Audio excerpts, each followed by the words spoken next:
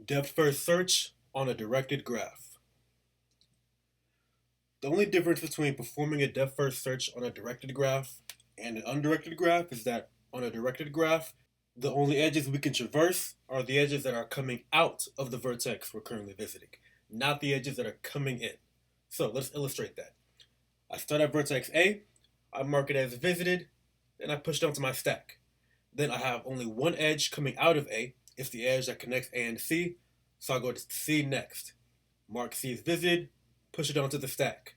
Next, we have one edge going from C to B, so I go from C to B, mark B as visited, and push B onto the stack.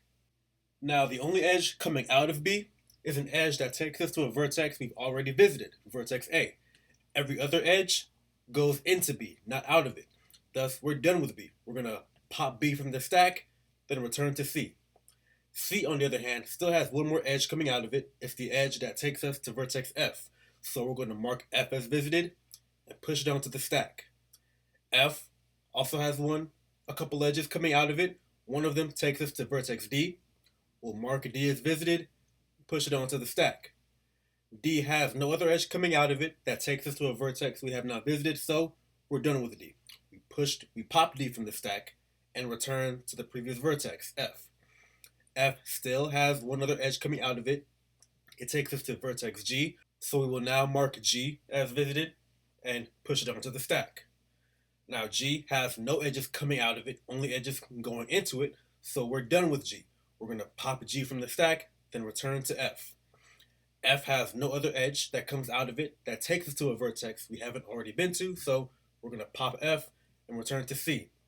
Same goes for C. No edge coming out of it that takes us to an unvisited vertex, so we're done with it. Pop it, return to A. And now once again, A has no other edge that takes us to a vertex we haven't been, so we pop A. The stack is now empty, thus completing the algorithm. And in this case, the order of visitation was vertex A, then C, then B, then F, then D, then G.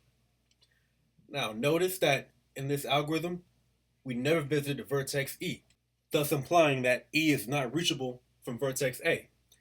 This is different because previously, when we were doing depth first search on undirected graphs, the only time we'd have this kind of situation is if we had a vertex or a set of vertices that were completely disconnected from the graph. However, with a directed graph, that does not have to be the case.